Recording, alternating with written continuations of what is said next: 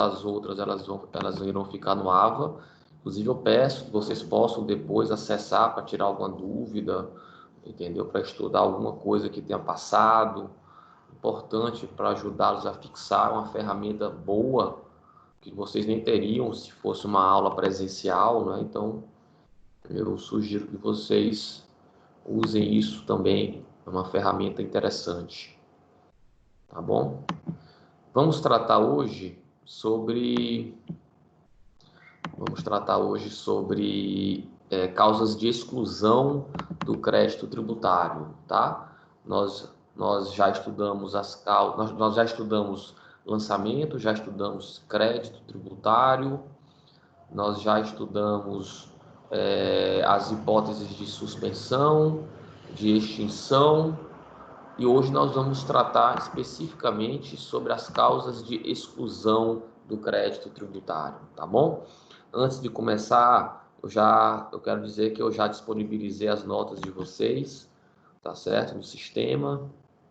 Se alguém quiser fazer algum questionamento, pode falar comigo no privado, tá? Não tenho como entregar fisicamente, mas posso justificar a nota, tá? Então, acessem o AVA, vejam as notas e se tiver algum questionamento, por favor, falem comigo no privado, tá? E lembrando que eu vou novamente dizer aquilo que eu falei na aula passada, ou melhor, na aula anterior, que foi quando eu passei a avaliação de vocês.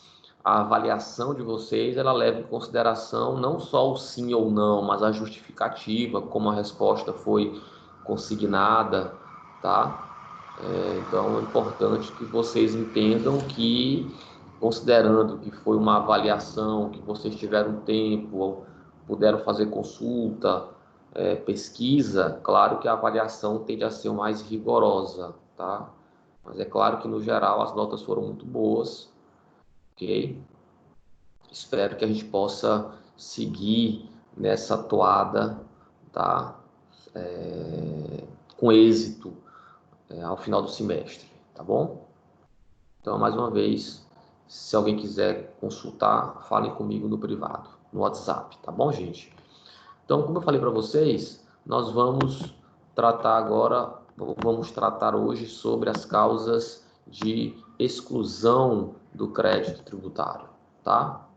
Eu vou disponibilizar aqui para vocês uns slides, e esses slides eu vou também colocar no AVA, tá? No quarto encontro. Essa aula de hoje, até para vocês também acompanharem, ela marca o início do quarto encontro, ok? Então, a matéria da próxima prova também começa a partir daqui. Na verdade, até já também antecipando um pouco, nós não vamos ter uma prova, nesse mês, certo? A nota referente a essa avaliação, segunda avaliação parcial, tá? Eu vou dividir vocês em grupos, nós vamos tentar fazer uma atividade, ok? E vamos tentar, inclusive, usar a rede social para tentar compartilhar as conclusões de vocês via rede social também, porque isso é importante, tá? Mas, de qualquer maneira, a matéria da segunda avaliação bimestral, aí sim, vamos fazer uma prova, talvez até uma avaliação já tradicional, porque, se Deus quiser, retornaremos em breve às nossas aulas presenciais. Essa matéria, exclusão, marca o início dessa segunda avaliação bimestral. Tá bom, meus amigos? Então, eu estou reproduzindo aí para vocês os slides sobre exclusão do crédito tributário, tá bom? Se não estiver aparecendo, falem, tá? Mas acredito que esteja. Nós vamos começar nosso estudo sobre as formas de exclusão do crédito tributário pela análise do artigo 175, que determina: excluem o crédito tributário, inciso 1, a isenção, inciso 2, a anistia. Parágrafo único. A exclusão do crédito tributário não dispensa o cumprimento das obrigações acessórias dependentes da obrigação principal, cujo crédito seja excluído ou dela consequente, tá? Então, nós temos duas modalidades de exclusão do crédito. Primeiro e mais importante, a isenção e também a anistia, tá? É claro que se o crédito tributário ele foi objeto de uma dessas modalidades de exclusão, o efeito prático disso é que o contribuinte não estará obrigado a efetuar o pagamento, seja do tributo, seja de uma eventual penalidade.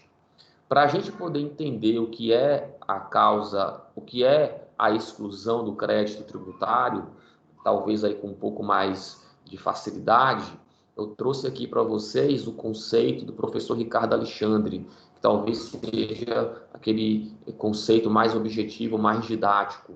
Esse conceito do professor Ricardo Alexandre, meus amigos, ele leva em consideração a teoria adotada pelo Código Tributário Nacional, tá? Nesse aspecto, existe muita controvérsia, nem todos os autores aceitam essa teoria, mas nós vamos adotá-la porque, como eu falei para vocês, é a teoria usada pelo Código, é a teoria aceita pelo Supremo Tribunal Federal e costuma ser a teoria adotada nas bancas de avaliação de prova de OAB ou prova de concurso, tá? Então, essa teoria é a da dispensa legal do pagamento do tributo, dispensa legal do pagamento do tributo ou da penalidade, tá bom? Vamos lá ao conceito. São situações que, não obstante a ocorrência do fato gerador e o consequente nascimento da obrigação tributária, não pode haver lançamento, de forma que não surgirá crédito, não existindo, portanto, obrigação de pagamento. Vejam que, por essa definição adotada pelo professor Ricardo Alexandre, observem que a tese é que o contribuinte não estará obrigado a pagar, seja o tributo, seja a penalidade. Por quê? Porque há uma lei e essa lei diz que não pode haver lançamento. Ora, se não pode haver lançamento, nós já estudamos em aulas anteriores que o contribuinte não está obrigado a efetuar o pagamento e a Fazenda Pública não pode efetuar a cobrança. Então, o efeito prático disso qual é? O contribuinte está dispensado de efetuar o pagamento do crédito tributário, tá? Outro aspecto que eu devo destacar para vocês, pela análise do artigo 175, vejam que o código fala em dispensa do crédito, não é? Ora, meus amigos, se o código está falando em dispensa do crédito, isso envolve tanto o tributo propriamente dito, não é? O imposto, a taxa, a contribuição ou o empréstimo compulsório, como também envolve a obrigação de pagar penalidades. Nós estudamos que o crédito tributário da obrigação principal envolve tanto o dever de pagar tributo, como também o dever de pagar as penalidades tributárias, que, como nós estudamos, são penalidades pecuniárias. Tudo bem? Então, só para sintetizar esse conceito, por essa teoria adotada por ele, que eu também adoto, essa teoria considera que o contribuinte realizou o fato gerador, a partir da ocorrência do fato gerador surgiu a obrigação tributária, tá? Mas não poderá, mas o contribuinte não está obrigado a efetuar o pagamento do crédito. Exatamente por quê? Porque a Fazenda Pública não está autorizada a realizar o lançamento tributário. Ok? Então, essa é a noção de exclusão. é como se fosse um fato impeditivo ao lançamento. Não pode haver lançamento, embora exista o quê? O fato gerador, embora exista a obrigação tributária. Para a gente poder racionalizar a nossa forma de pensamento, qual a diferença entre as causas de extinção do crédito tributário e as causas de exclusão do crédito tributário? Por que o código fala numa causa de exclusão? Exatamente porque o código entende que a extinção do crédito ela pressupõe justamente a realização do lançamento. O lançamento é ali decisivo, tá? Para que esse crédito exista e para que ele possa ser extinto. Já nas causas de exclusão, não. Ela atua exatamente para impedir a realização do lançamento tributário, ok? Vamos avançar. Esse raciocínio que eu estou dizendo para vocês, que é adotado pela doutrina majoritária, ele é realmente questionável porque ele possui inúmeros furos, tá? Mas que vamos deixar para lá, considerando que o mais importante talvez seja exatamente perceber a extinção é uma causa que leva em consideração a existência do crédito e a sua consequente extinção. A exclusão pressupõe que, na verdade, o crédito não tem liquidez, não tem exigibilidade, não tem certeza. Exatamente por quê? Porque não vai poder ser realizado o lançamento tributário.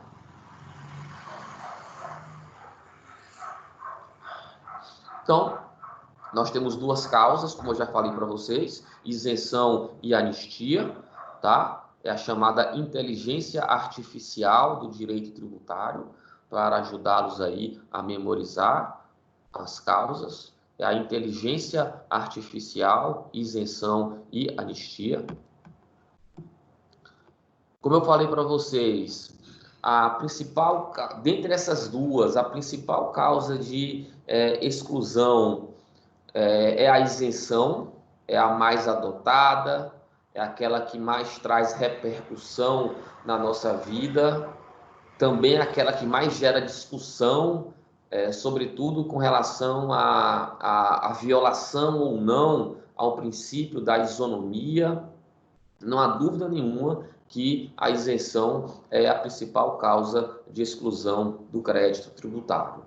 E seguindo a teoria que eu já falei para vocês, da dispensa legal, eu trouxe aqui um conceito do que seria isenção, tá? Esse conceito é do professor Rubens Gomes de Souza, que diz o seguinte: isenção é o favor fiscal,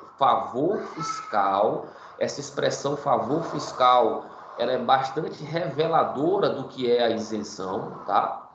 Isenção é o favor fiscal concedido por lei, também destaquem aqui a palavra lei, que consiste em dispensar o pagamento de um tributo devido, tá? Essa é a definição que nós vamos também adotar no nosso curso, que leva em consideração exatamente a teoria da dispensa legal. Dessa definição de exclusão do crédito tributário, nós temos que destacar os seguintes trechos. O primeiro, eu já destaquei para vocês, é um favor fiscal. Favor fiscal por quê, meus amigos? Porque o crédito ele existe. Teoricamente, o contribuinte estaria obrigado a efetuar o pagamento. Mas o legislador torna o crédito tributário disponível. O legislador torna o crédito tributário disponível, dispensando esse contribuinte de efetuar o pagamento. Então, é um favor, tá? É um favor que, como eu acabei de mencionar para vocês, decorre de lei. E o efeito prático qual é? É dispensar o pagamento. Dispensar o pagamento de um tributo devido. Por que eu falo em tributo devido? Porque houve o fato gerador, existiu a obrigação tributária, em tese, é um tributo devido.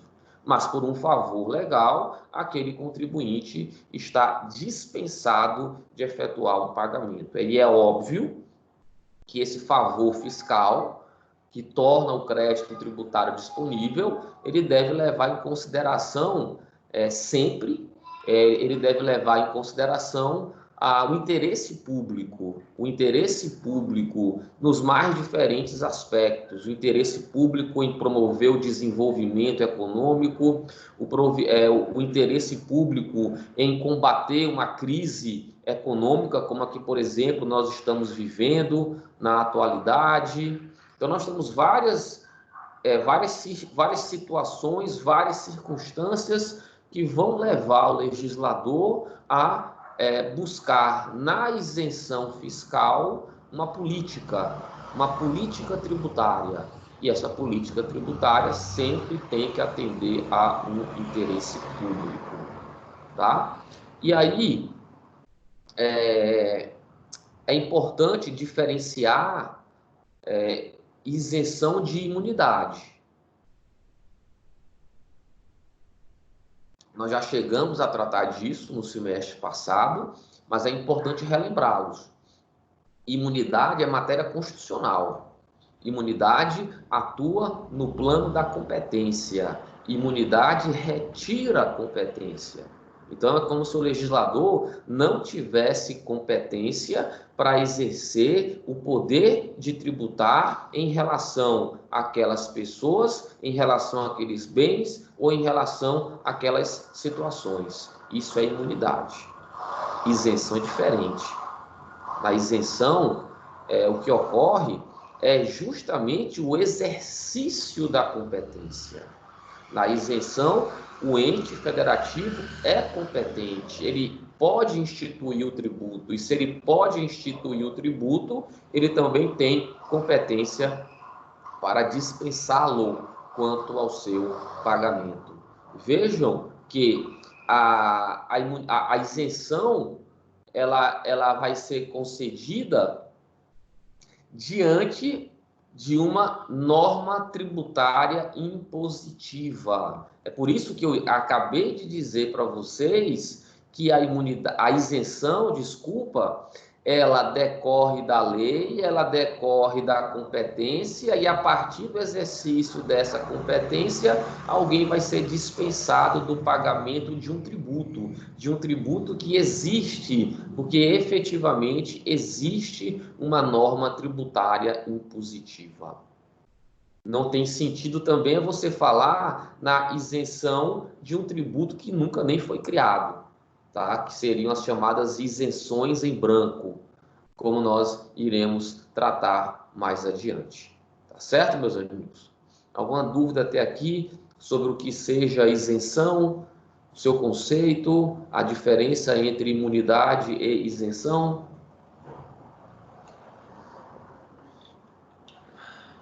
Muito bem. Vamos continuar. A isenção, ela pode ser classificada. Opa, voltar aqui. A isenção ela pode ser classificada em isenção objetiva e subjetiva. Aí é quanto ao destinatário. Se o objetivo é dispensar o pagamento de um tributo, levando em consideração a pessoa do contribuinte, nós estamos diante de uma isenção subjetiva. Por exemplo, isenção concedida a pessoas que têm idade superior a 80 anos. Vamos imaginar que isso possa existir. Isso seria uma isenção, isso seria uma isenção subjetiva. Eu não posso confundir com a isenção objetiva, em que o legislador concede a isenção não levando em consideração a pessoa que realizou o fato gerador, mas aí seria levando em consideração o fato propriamente dito. Por exemplo, a lei pode conceder a isenção por conta da aquisição de água mineral, nós teríamos aí, tipicamente, uma isenção objetiva. Não importa quem fabricou, não importa quem vendeu, não importa quem comprou. O importante é a mercadoria. Estaríamos aí diante de uma isenção objetiva. Por outro lado, nós podemos ter também isenções gerais e específicas. Isenção geral beneficia a todos. Imagina que, diante da pandemia do coronavírus, vem uma lei federal que diz: todos estão isentos do pagamento do imposto de renda. Essa seria uma isenção geral. Agora, pode ser que o legislador opte por uma isenção específica. E aí, meus amigos, eu posso considerar isenção específica ou individual, é a mesma coisa, isenção específica ou individual, o sentido é o mesmo. Por quê? Porque na isenção específica ou individual, normalmente, aí sim, o legislador ele vai se direcionar a determinadas a pessoas, a determinadas situações ou a determinados bens, tá? E nesse caso de uma isenção específica, inclusive é a obrigação do contribuinte comprovar que ele atende aos preceitos legais, tá? Imaginem, por exemplo, então, uma isenção, até cheguei a tratar aqui com vocês sobre essa hipótese, uma isenção concedida aos servidores públicos. Aliás, vou até mudar o exemplo. Imagine não, é um caso de uma isenção local, tá? Desculpem. Nós temos aqui em Teresina, até foi criada no passado e a primeira vez está sendo aplicada, uma isenção de IPTU para imóveis que estejam localizados no centro da cidade. É uma isenção específica. Específica por quê? Porque só serão beneficiados pela isenção aqueles bens residenciais que estejam localizados no centro da cidade. Então, é uma isenção específica, beneficia só aqueles imóveis para uso residencial. Quem tiver direito a essa isenção tem que procurar a administração tributária e requerer o benefício. Se atender às condicionantes legais, aí sim vai ser expedido um ato administrativo concedendo específica e individualmente aquela isenção, certo? Numa isenção geral, por exemplo, como a que eu cheguei a mencionar para vocês, no caso do imposto de renda, tá? Ninguém ia precisar pedir isenção do imposto de renda, porque ela já se aplica a todos. Tá? Então não seria nem preciso você se dirigir à Receita Federal, fazer um pedido e ter um ato administrativo declarando o seu direito. Nada disso seria preciso. Isso só é preciso na chamada isenção específica. E por fim, nós podemos ter ainda isenções condicionadas ou não, isenções condicionadas e não condicionadas. Isenção condicionadas é quando a administração tributária, na verdade, até quando o legislador, não é? O legislador cria a isenção, cria o benefício, mas exige do contribuinte uma contrapartida. Exige que o contribuinte faça algo em proveito do interesse público. Esse algo também não é indeterminado, é algo que a própria legislação vai estabelecer, tá? Então, para deixar claro, uma isenção condicionada é aquela em que o legislador cria o benefício, mas exige do contribuinte determinadas ações, exige contrapartida, que pode ser, por exemplo, a contratação de empregados, o investimento em infraestrutura, que pode ser, por exemplo, a instalação de uma fábrica no estado do Piauí. Aí nós teríamos isenções condicionadas. Mas também poderemos ter isenções não condicionadas. E aí essa isenção não condicionada é um mero favor legal, é um mero favor legal, é só um favor legal, porque o legislador dá o benefício e não exige nada em troca, tá? Claro que o ideal é que sejam criadas isenções condicionadas, tá? Mas, obviamente, que para atender ao interesse público que eu mencionei para vocês no começo, muitas vezes as isenções serão não condicionadas, ok? Vamos lá. As isenções, elas dependem de lei específica.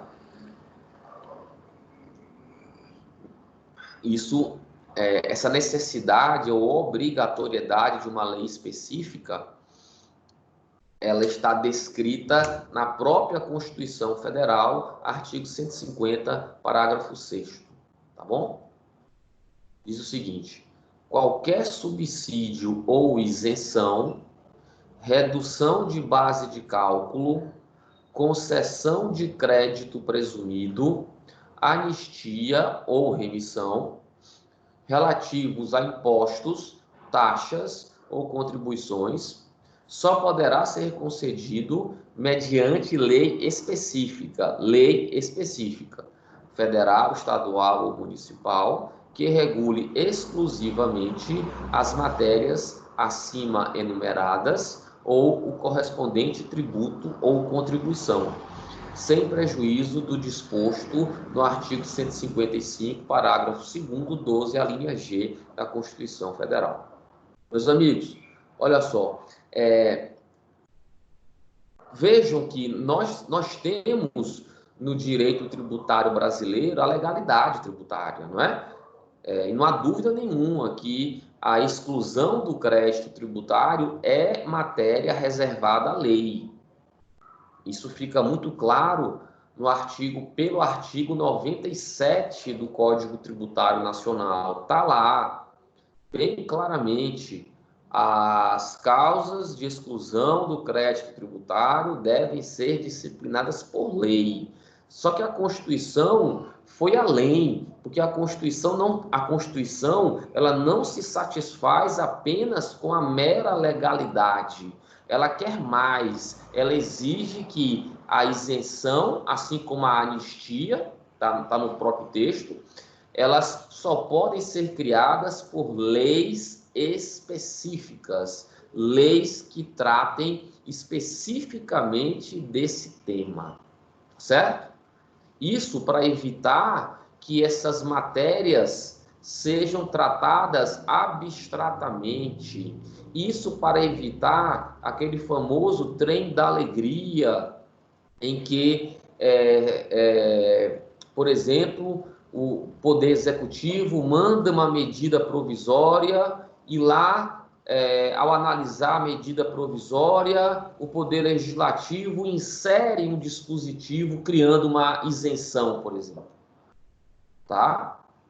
A Constituição quer que a isenção ela seja amplamente discutida pela Casa Legislativa, inclusive se debruçando quanto aos efeitos econômicos da concessão do benefício fiscal.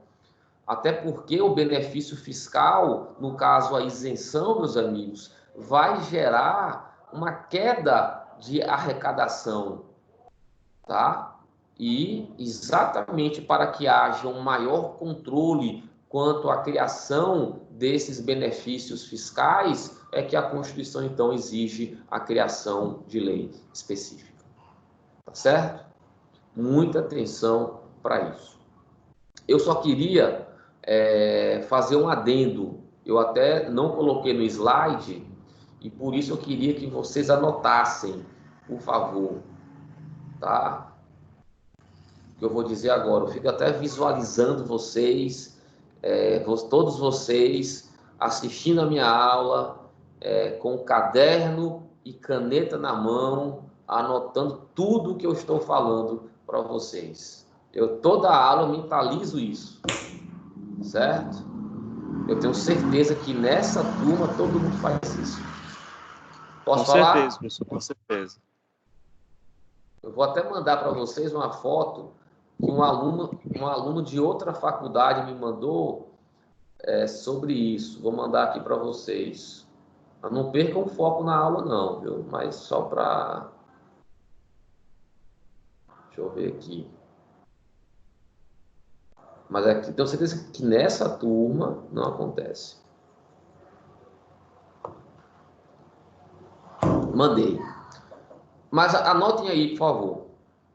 Isenção é matéria legal. E mais, pela Constituição Federal, a isenção ela está sujeita a uma lei específica, tá certo? Prestem atenção. Atenção, no caso de ICMS, certo? A isenção é concedida por convênio do CONFAZ, ok? É preciso a autorização via convênio do CONFAZ, não esqueçam disso, tá bom? Então, eu vou aplicar isso que eu acabei de dizer em termos de convênio do CONFAZ, ou seja, no caso do ICMS, é preciso um convênio do CONFAZ específico, criando aí ou autorizando os estados a concederem a isenção, porque nós já tratamos que isso é uma das exceções à legalidade tributária, tá bom? Inclusive foi tema da prova da OAB, da penúltima prova da OAB. Exatamente isso. Como é que se concede isenção de ICMS? De que maneira? Mediante autorização do CONFAZ. Ok? Vamos lá, meus amigos.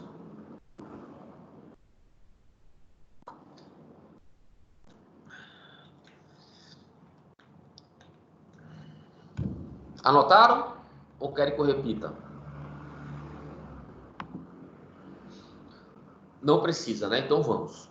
Olha só. Ótimo, obrigado. Meus amigos, vamos agora tratar sobre o artigo 176, tá? E artigo 177 do Código. São dois artigos que dispõem de uma forma... Professor, rapidinho. Oi, pode falar. Se o tributo ele for... Porque tem aqueles que tem que ser por lei complementar, né? Aí, nesse caso, a isenção também tem que ser por lei complementar, né? Tudo que for tem que ser também, né? Sim, exatamente, perfeito. Inclusive, nós tivemos um caso, há uns 20 anos atrás, em que o tributo ele foi criado por lei complementar, certo? Esse caso é interessante. Inclusive, esse caso, ele mudou o paradigma desse tema, tá? O tributo foi criado por lei complementar, mas, posteriormente, esse tributo ele foi alterado por lei ordinária. Vou até tentar explicar melhor. Era o caso de uma contribuição de seguridade social sobre faturamento da empresa, artigo 195, inciso 1 da Constituição Federal. Foi criada uma contribuição de seguridade social incidente sobre o faturamento das empresas. Quando foi criada essa contribuição, foi editada a Lei Complementar número 70, salvo engano. E nessa lei complementar foi criada uma isenção desse tributo. Pode, porque nesse caso é a lei que trata do tributo. Nessa lei pode ser criada uma isenção, até por um aspecto racional. Não há problema nenhum quanto a isso. Mas o que aconteceu? Alguns anos depois, essa isenção foi revogada. Só que ela foi revogada por uma lei ordinária. E aí todos os contribuintes, ou quase todos os contribuintes, entraram com ações na justiça, questionando justamente a constitucionalidade dessa lei ordinária modificar a lei complementar. Meus amigos, eu mesmo entrei com várias dessas ações. Se eu tivesse ganho, talvez eu estaria rico, nem estaria dando aula para vocês. Mas a gente ganhou em primeira instância, ganhamos em segunda instância, ganhamos no STJ, chegou a existir uma súmula do STJ dizendo que a lei ordinária era inconstitucional. Veio o Supremo Tribunal Federal e disse que não, que a lei era constitucional, que a lei ordinária poderia alterar a lei complementar. Por quê? Porque não existe hierarquia entre lei complementar e lei ordinária, e aquela lei complementar era materialmente lei ordinária. Certo? Muito bem. Vamos continuar. Vamos passar agora para o artigo 176, ok?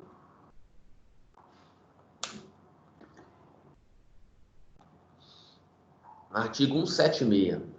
A isenção, ainda quando prevista em contrato, é sempre decorrente de lei, que especifique as condições e requisitos exigidos para a sua concessão, os tributos a que se aplica e, sendo caso o prazo de sua duração. Parágrafo único, a isenção pode ser restrita a determinada região do território da entidade tributante em função de condições a ela peculiares. Meus amigos, isenção sempre tem que ser criada por lei, no caso, lei específica, certo? Essa isenção, se for o caso de isenção individual, não é? A lei tem que especificar as condições e os requisitos exigidos para a sua concessão. Claro que se for uma isenção geral, é como eu falei para vocês, não precisa condição, não precisa requisito, porque todos os contribuintes serão beneficiados. Tá bom? E por último, a lei também tem que dizer a que tributo se aplica e sendo o caso, porque a isenção também ela pode ser por tempo indeterminado, sendo o caso, a lei deve, né, sendo o caso, estabelecer o prazo de sua duração. Tá bom?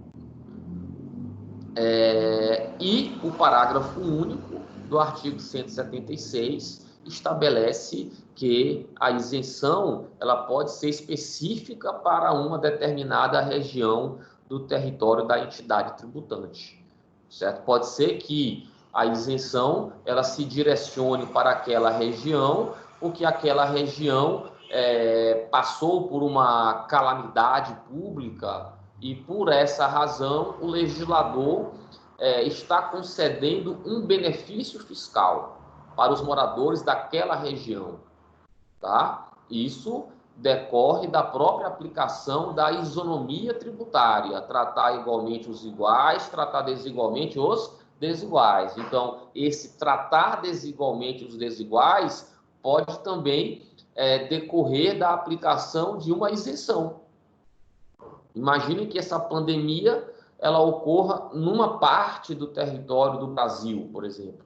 Pode ser que a isenção se direcione apenas aos contribuintes daquela região. É muito importante, meus amigos, verificar se essa isenção obedece ou não o princípio da isonomia. Se a isenção ela for concedida com o intuito de estabelecer um privilégio, ela é uma lei, no caso a isenção, viola flagrantemente a isonomia e não tenho dúvida em dizer, é uma isenção inconstitucional.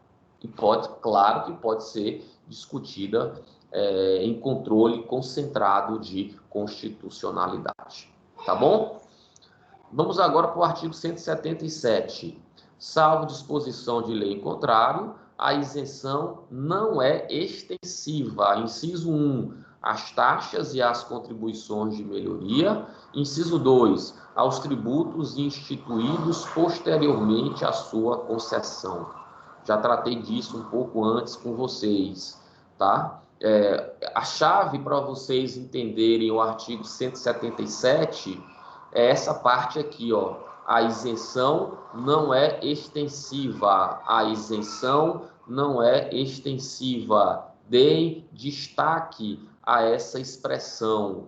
Isso decorre do fato de que a isenção ela deve ser interpretada sempre literalmente. Vou repetir. A isenção, ela sempre deve ser interpretada literalmente. Eu não posso estender o alcance de uma isenção para circunstâncias que não estejam expressamente previstas em lei, tá? Então, imagine que o prefeito municipal de Teresina manda para a Câmara Municipal um projeto de lei isentando os moradores de Teresina do pagamento de IPTU do ano de 2020. E a lei foi aprovada nesses termos, certo? Então, o que o Código está dizendo é que, embora a situação extraordinária pela qual nós estamos passando ela demonstre a ausência de capacidade contributiva dos moradores de Teresina, mas eu não posso, com base na lei, pedir para que seja estendida a isenção, por exemplo, para a taxa de coleta de lixo. Certo? Eu não posso estender o benefício fiscal concedido especificamente para IPTU para a taxa de coleta de lixo. Por que não? Porque a isenção eu devo interpretá-la sempre literalmente. Artigo 111 do Código Tributário Nacional. E isso também fica mais evidente diante do artigo 177 do Código Tributário Nacional. Tá bom? Esse inciso 2 aqui retrata o que eu já tinha falado antes para vocês. Salvo disposição de lei em contrário também, não tem sentido você conceder uma isenção para um tributo que nunca nem foi criado, não é? Não tem sentido você criar isenção em branco. Por isso, então, a União, por exemplo, ela não pode, salvo disposição de lei em contrário, criar uma isenção para o imposto sobre grandes fortunas. Porque até agora nem foi criado. Para que se vai conceder já uma isenção? Ok?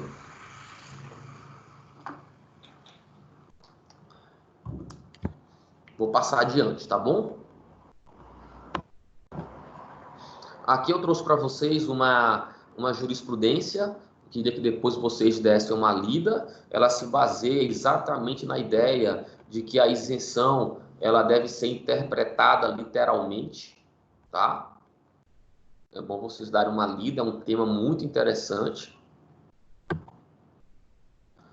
Como também eu já falei para vocês, a isenção ela pode ser em caráter geral ou individual. Isso também fica muito claro pela leitura do artigo 179, que diz o seguinte: a isenção, quando não concedida em caráter geral, é efetivada em cada caso por despacho da autoridade administrativa, em requerimento com o qual o interessado faça prova do preenchimento das condições e do cumprimento dos requisitos previstos em lei ou contrato para sua concessão. Meus amigos, eu já expliquei isso para vocês, mas eu vou de novo ressaltar. Se a isenção é em caráter geral, a própria lei ela já estende os efeitos da isenção para todos. Vou repetir. Se é publicada uma lei que diz que, por conta do coronavírus, todos os brasileiros estão isentos do pagamento do imposto de renda, isso é uma isenção geral.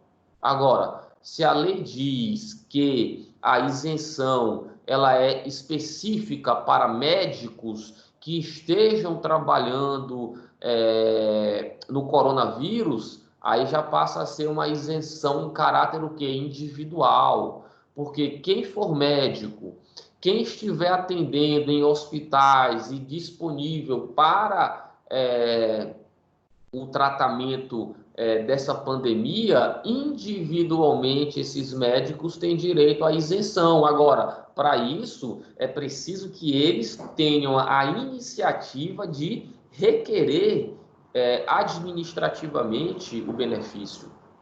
Tem que provar que atendem as condições legais, tem que comprovar o quê? Que são médicos que efetivamente estão na linha de frente combatendo o coronavírus. E se a administração tributária entender que as condições foram atendidas, aí a administração tributária vai expedir um ato administrativo. Vai expedir um ato administrativo declarando a existência do direito do contribuinte, tá certo? Então, nas isenções individuais, é importantíssimo que exista esse ato declaratório. Na isenção geral, não, porque a própria lei ela já produz os seus efeitos. Ok, meus amigos? Todo mundo entendeu? Muito bem. Vamos partir agora para a revogação da isenção. Esse é um tema, talvez, um dos mais importantes sobre isenção. A discussão é exatamente essa. A isenção pode ser revogada? A isenção pode ser retirada do contribuinte? E aí, meus amigos, existe um artigo do Código e também uma súmula do STF que tratam sobre o tema. Olha só, artigo 178 do Código Tributário Nacional. A isenção, salvo se concedida por prazo certo e em função de determinadas condições, pode ser revogada ou modificada por lei a qualquer tempo, observado o disposto no inciso 3 do artigo 104. Tá bom? E aí eu vou ler a súmula, porque eu acho que a súmula explica bem o artigo do Código. Súmula 544. Isenções tributárias concedidas sob condição onerosa não podem ser livremente suprimidas. Meus amigos, objetivamente, as isenções podem ser revogadas? Podem ser retiradas? Sim, podem. Como eu coloquei, inclusive, no conceito que eu extraí do livro do professor Rubens Gomes de Souza. A isenção é um favor. Se a isenção é um favor legal, ela pode ser retirada, tá? Ela pode ser revogada a qualquer tempo. Mas aí o legislador, o Código Tributário Nacional, estabeleceu uma exceção. O Código estabeleceu uma situação em que a isenção ela não pode ser revogada, que é justamente na hipótese em que a isenção ela é concedida. Atenção, na hipótese em que a isenção é concedida com prazo determinado, por exemplo, até 2020, e cumulativamente concedida mediante como é que eu posso dizer para vocês? E concedida onerosamente, ou seja, é aquela isenção em que o contribuinte ele tem que dar contrapartidas, são as isenções condicionadas, como nós estabelecemos na classificação no começo de nossa aula. Então, para essas isenções, eu vou repetir, e seria bom que vocês anotassem.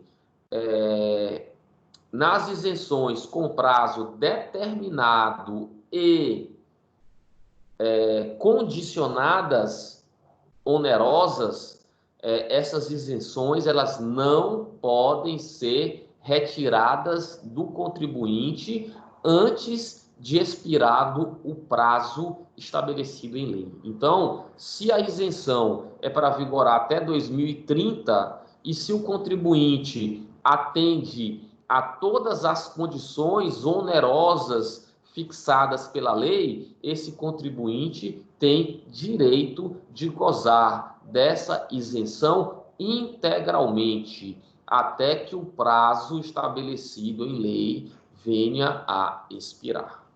Tá bom? Então, muito cuidado, nós vamos ter que interpretar o artigo 178 com a súmula 544. Então, essa súmula do Supremo Tribunal Federal, embora ela se refira a isenções onerosas, que são aquelas condicionadas, mas nós temos que acrescentar aqui, elas não podem ser livremente suprimidas, mas desde que tenha prazo determinado, desde que tenha prazo certo, ok? Todo mundo entendeu isso? Porque é claro que uma isenção concedida por prazo incerto ou por prazo indeterminado, essa é uma isenção que a qualquer momento pode ser livremente retirada, tá? Revogada, ok?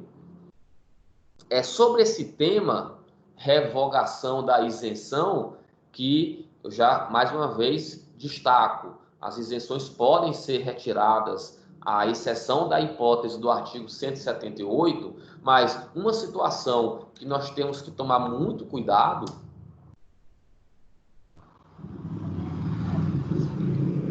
é exatamente a questão de saber, e aí eu pediria, meus amigos, muita atenção, por favor. O que se discute é exatamente se essa revogação da isenção, ela tem que respeitar ou não o princípio ou a regra da anterioridade tributária. Nós estudamos pela análise do artigo 150, inciso 3, alíneas B e C da Constituição Federal, nós estudamos que toda lei que cria ou majora tributo, essa lei ela só se aplica no ano financeiro seguinte e tem que respeitar um prazo mínimo de 90 dias. Isso é o quê? Anterioridade tributária. Então, o que se discute basicamente é o seguinte: ora, foi revogada uma isenção. Se a isenção foi revogada, o tributo que estava que estava dispensado, ele volta a ser exigível.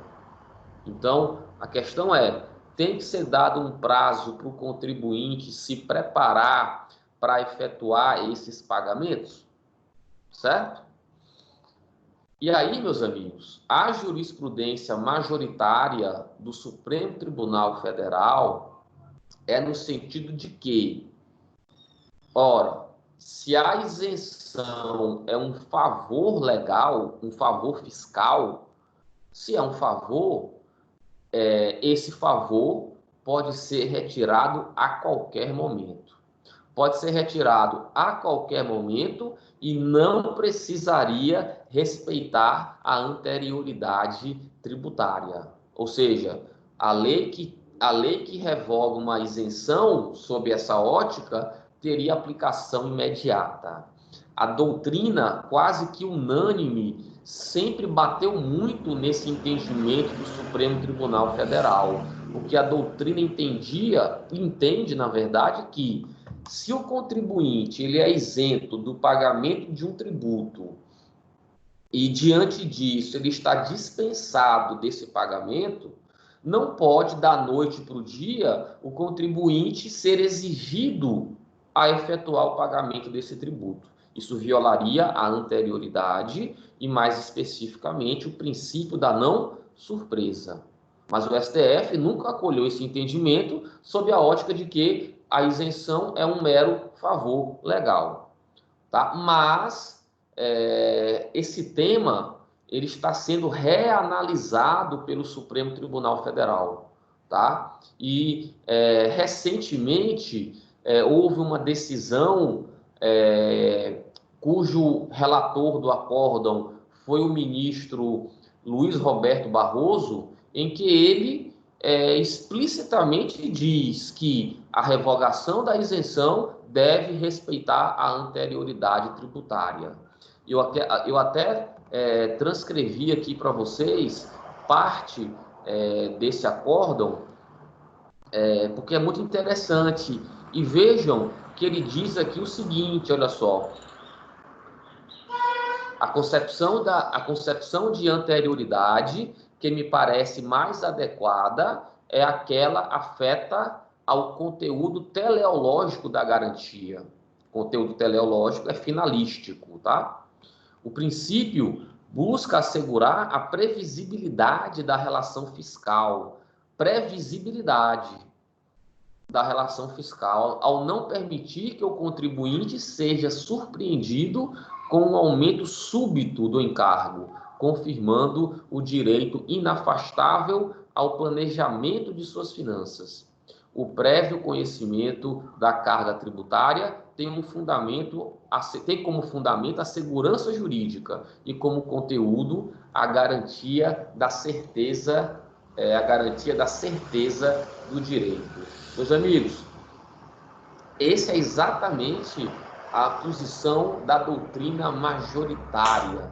Você retira um benefício fiscal, você retira a isenção fiscal concedida em favor de um contribuinte, você está aumentando a carga tributária sobre aquele contribuinte. E essa ação de retirar o benefício fiscal, ela se enquadra perfeitamente na hipótese da anterioridade tributária descrita pelo artigo 150, inciso 3, alíneas B e C da Constituição Federal. Tá bom? Agora, numa prova de concurso, sugiro ainda adotar a teoria do STF, tá? Porque ainda, pelo menos predominantemente, ela ainda está sendo aplicada no Supremo, embora já exista essa corrente que busca reformar esse entendimento. Tá bom? Vamos avançar. Oi. Professor. Pode falar. Eu estava vendo aqui que tem no artigo 104 do Código Tributário. Que diz que, desculpa, qual é o artigo? O 104, né? Certo. Uhum.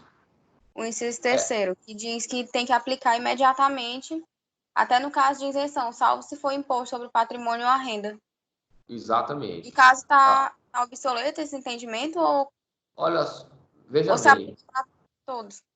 Pronto, perfeito. Não, na verdade é o seguinte, esse artigo 104 do Código Tributário Nacional, ele trata da anterioridade tributária. Mas se você for observar o artigo 104, ele restringe a anterioridade notadamente para os impostos sobre renda. Não é isso? É renda, agora não lembro qual é o outro fato gerador. É renda e o quê? Pode complementar aí? Renda e? Patrimônio. Patrimônio, sobre renda e patrimônio, perfeito. Só que aí, o que se discute é exatamente saber se esse artigo hoje, ele está ou não recepcionado pela Constituição de 88. Exatamente porque ele dá à anterioridade tributária um alcance reduzido. A Constituição Federal trata da anterioridade para todas as espécies de tributos. Já o código, nesse dispositivo, ele restringe a anterioridade só a tributos sobre renda e patrimônio. Então, muitos autores entendem que esse artigo 104, ele não estaria, ou ele não foi, na verdade, recepcionado pela Constituição vigente. Tá certo? Agora, de qualquer maneira, ele não, assim, se eu for aplicar o artigo 104, literalmente, tá? A isenção, ela pode ser retirada a qualquer momento. A isenção não precisa respeitar a anterioridade, a não ser no que diz respeito a impostos sobre renda e patrimônio. Para todos os demais tributos e impostos, inclusive, não precisaria respeitar a anterioridade. Essa posição, a meu juízo, ela não se adequa ao texto constitucional vigente. Tá bom? Respondi a tua pergunta? Respondeu, obrigada.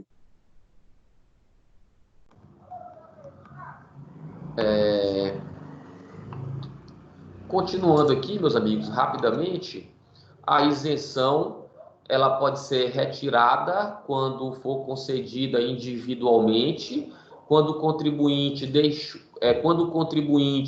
deixar de satisfazer os requisitos legais. Vocês sabem, nós já tratamos disso no artigo 179, no caso de isenções individuais, só terá direito ao benefício aqueles que atendem a condições. Pode acontecer que o contribuinte deixe de satisfazer essas condições. Na medida em que ele deixa de satisfazer essas condições, ele perde a isenção. Certo? Então, vejam só, o contribuinte ele foi beneficiado com uma isenção por prazo determinado até 2030. Mas em 2025, ele deixou de satisfazer aquelas condições. Ele perde a isenção. Ele perde a isenção e o tributo vai ser exigido para ele. Tá bom? E se o contribuinte dolosamente enganou a administração tributária, porque nunca teve direito ao benefício, ele vai ser cobrado, inclusive retroativamente, com a incidência de juros e de penalidades. Tá bom? É o mesmo caso da moratória que nós, inclusive, já tratamos anteriormente. É o mesmo caso previsto pelo artigo 155, parágrafo... artigo 155, parágrafo único, eu acho, do Código Tributário Nacional. Tá bom? Ou seja, só para deixar claro, aí eu vou reproduzir o que o próprio Código quer dizer. A concessão da isenção em caráter individual não gera direito adquirido. Se não gera direito adquirido, a partir do instante em que o contribuinte deixe de atender às condições, ele perde o benefício. Tá bom?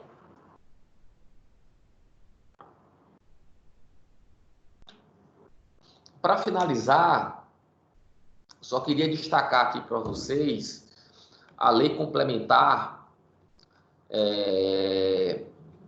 157, que alterou a Lei Complementar do ISS. Essa lei complementar, que é uma norma geral de direito tributário, tá bom?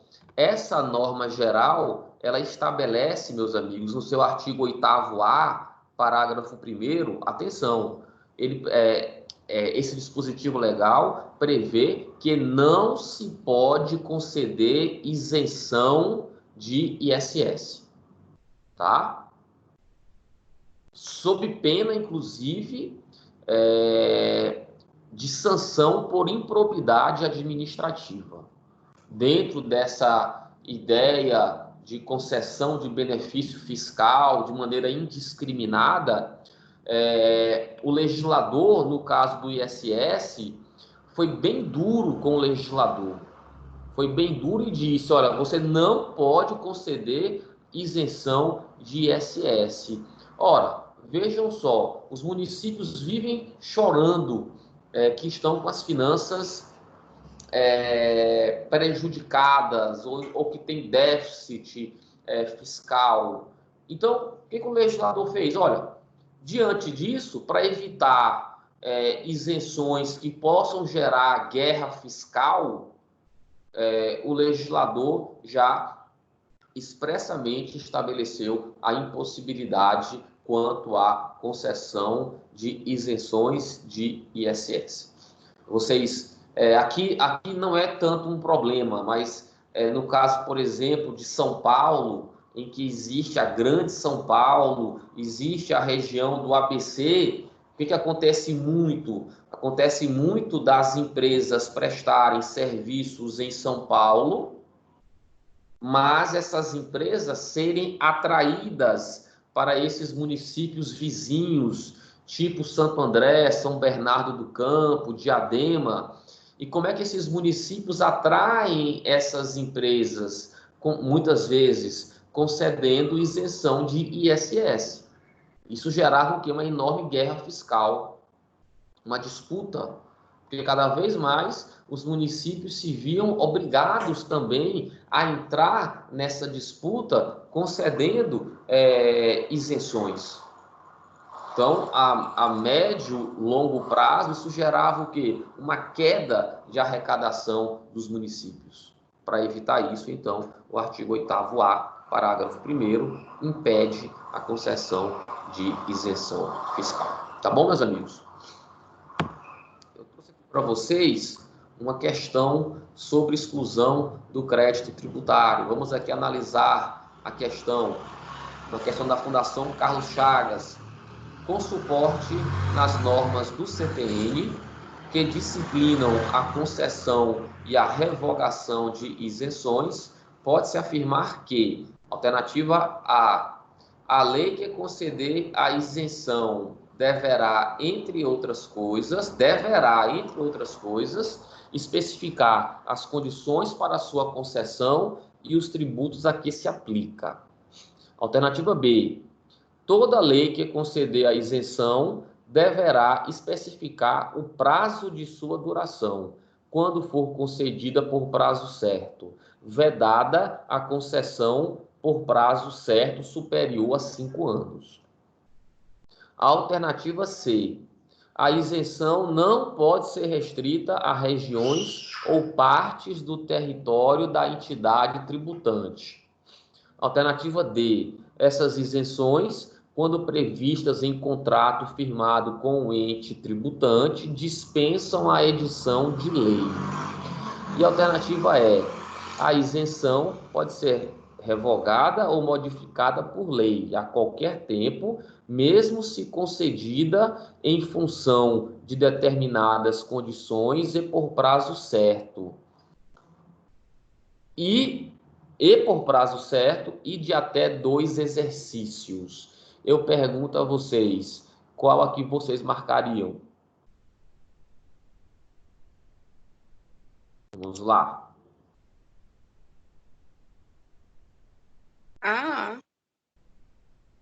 A. Mais alguém?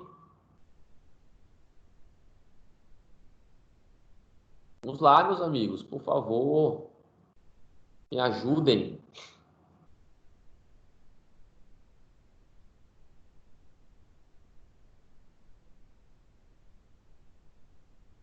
Mais ninguém?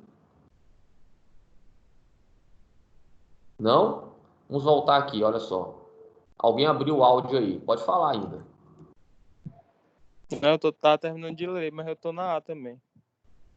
Opa, desculpa, eu tirei aqui. Pode acabar aí, então.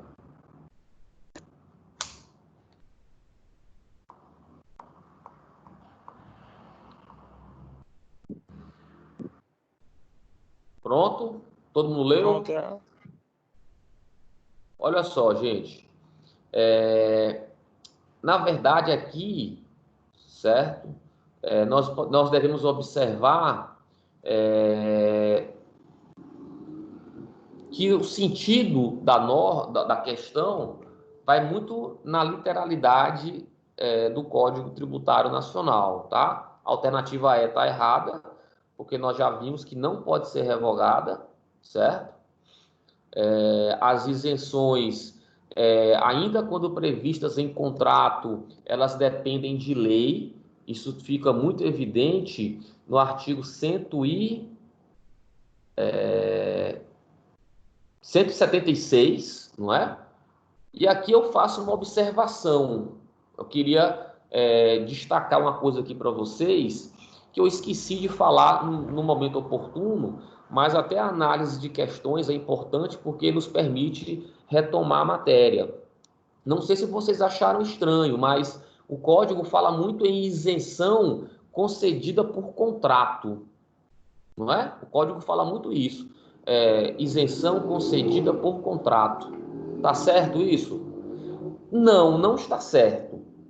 Mas o que o código quer dizer é que quando a isenção ela for concedida onerosamente, quando a isenção ela for concedida por meio de condições, ou seja, de contrapartidas por parte do contribuinte, o instrumento que se concede a isenção individualmente é muito parecido com o contrato. Por quê? Porque vai estabelecer direitos e vai estabelecer obrigações, sempre em caráter bilateral. Sempre em caráter bilateral. Daí o porquê de se utilizar a palavra contrato aí. Agora não esqueçam, simplesmente por ser uma isenção, meus amigos, nós já temos que entender que o benefício fiscal deva ser concedido por lei, tá bom? Sempre deve ser concedida por lei, tá? Alternativa C, ela está errada, a isenção pode ser concedida a determinadas regiões. Alternativa B está errada por quê? Porque ela usa toda lei que conceder isenção deverá especificar o prazo. Não, nós já vimos que, por exemplo, a isenção ela pode ser por prazo que indeterminado. E a alternativa correta qual é? É justamente a alternativa A, baseada no artigo 176 do Código Tributário Nacional. Tá bom?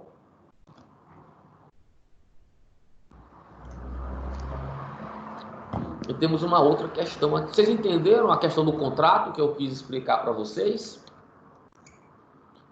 Só para deixar um pouco mais claro.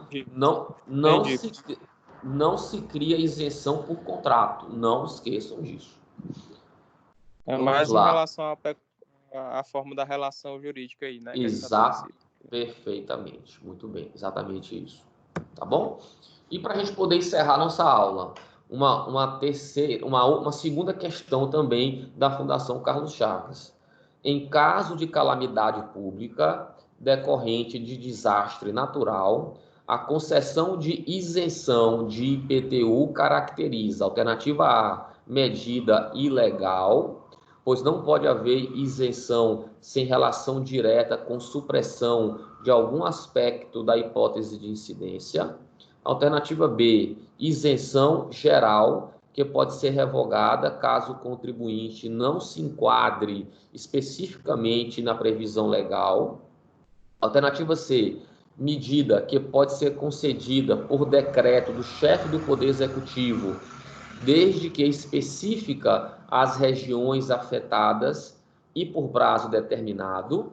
Alternativa D, isenção específica que dispensa a lei por ser concedida em caráter excepcional, alcançando todos os contribuintes da região alcançada pelo reconhecimento da calamidade pública. E a alternativa é medida restrita a determinada região do território da entidade tributante, mas de caráter geral, a todos os contribuintes lá situados, podendo coincidir ou não com a ocorrência do fato gerador.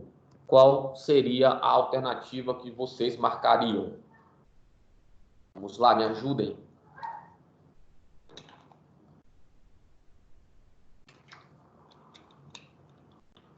Hein?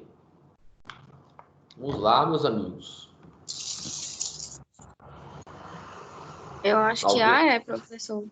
Ah, é? Mais alguém? Não? Então vamos lá. Olha só. Opa, desculpa. Olha só. Realmente, a alternativa A está errada porque não há ilegalidade, tá certo? A alternativa B está errada porque se é uma isenção geral, não existe a possibilidade de condicionamento da isenção, todos se beneficiam. A alternativa C está errada porque não se pode conceder isenção por decreto, é sempre por lei. A alternativa D também está errada porque não se pode dispensar a lei. E a alternativa correta é a alternativa E. A medida fica restrita ao território que sofre a calamidade pública, tá certo? E nós vimos que a isenção pode ser concedida a uma parcela do território da entidade tributante, então pode ser concedida a uma parcela do território do município, tá certo? Mas de caráter geral, ou seja, todas as pessoas que se enquadram naquela hipótese. Ou melhor, que estão situados dentro daquela parcela do território da entidade tributante. Tudo bem, meus amigos? Alguma dúvida sobre isenção?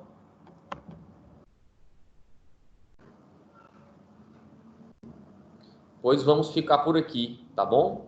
Vamos encerrar nossa aula por aqui. Na próxima aula, nós vamos falar sobre anistia. Inclusive, no slide que eu já vou colocar no AVA, também já vem a parte falando de anistia. Se vocês puderem dar uma lida de maneira antecipada, ajudaria bastante o desenvolvimento de nossa aula. Ok? Beleza. Alguma dúvida? Não. Não? Então, meus amigos, forte abraço, boa semana a todos, se cuidem e até nosso próximo encontro, tá bom? Igualmente. Tá certo. Valeu, pessoal. Tchau. Boa tarde, professor. Tchau. Tchau, boa tarde.